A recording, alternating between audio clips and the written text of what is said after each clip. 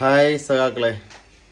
അപ്പോൾ നമ്മളിപ്പോൾ കാണുന്നൊരു വലിയൊരു പ്രതിഭാസമാണ് നമ്മുടെ നിയുക്ത മുഖ്യമന്ത്രി വി.ഡി. സതീശൻ. പുള്ളിക്കാരൻ്റെ സെക്യൂരിറ്റിയുടെ അളവ് കുറച്ചു എന്നുള്ളത്. ഏത് 2 കാറ് മുന്നിൽ 2 കാറ് ബാക്കിൽ എന്നുള്ളതൊക്കെ. പിണറായി വിജയനെ പറ്റി പുള്ളിക്കാരൻ്റെ ഒരു കാഴ്ചപ്പാടെന്ന് പറഞ്ഞാൽ പുള്ളിക്കാരൻ സെക്യൂരിറ്റീസൊക്കെ അധികമായി യൂസ് ചെയ്യുന്നു എന്നാണ് പുള്ളിക്കാരൻ്റെ ഒരു വിലയിരുത്തൽ.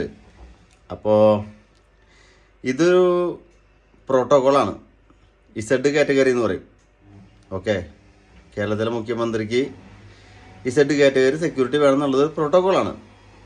പക്ഷേ വി.ഡി. സതീശൻ പറഞ്ഞതെന്ന് വെച്ച് കഴിഞ്ഞാൽ നമുക്ക് പുള്ളിക്കാരന് ഇസഡ് കാറ്റഗറി വേണ്ട, പുള്ളിക്കാരൻ സെക്യൂരിറ്റി എല്ലാം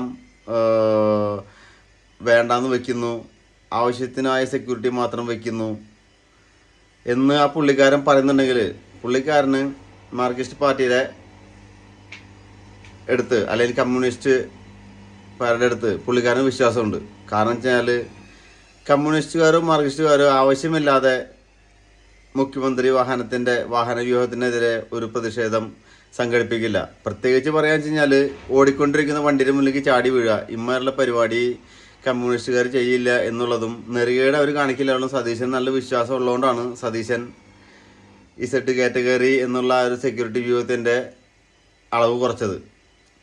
രണ്ടാമത്തെ കേസ് സതീശൻ അറിയാം, മാർക്സിസ്റ്റുകാർ അല്ലെങ്കിൽ കമ്മ്യൂണിസ്റ്റുകാർ അല്ലെങ്കിൽ ഡിവൈഎഫ്കാർ SFIക്കാർ അവരൊരു സേഫ്റ്റി ടാങ്ക് പൊളിച്ചിട്ട് ജയിലിൽ പോകാൻ ഉദ്ദേശിക്കുന്നില്ല, അല്ലെങ്കിൽ ഒരു സേഫ്റ്റി ടാങ്ക് പൊളിച്ചിട്ട് അവർക്ക് മരണം കൈവരിക്കാൻ താല്പര്യം എന്നുള്ളത് സതീശൻ നല്ലോണം അറിയാം. രണ്ടാമത്തെ കേസ് എന്ന് പറയാൻ വെച്ചാൽ സതീശൻ ഇത്രയും സെക്യൂരിറ്റി കാറ്റഗറി കുറച്ചിട്ട് ഒരു ഡയലോഗ് കൂടി അടിച്ചു. ഏത്?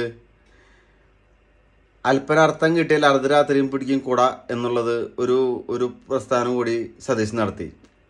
പൊന്നു സതീശ, എനിക്കൊന്നേ പറയാനുള്ളൂ,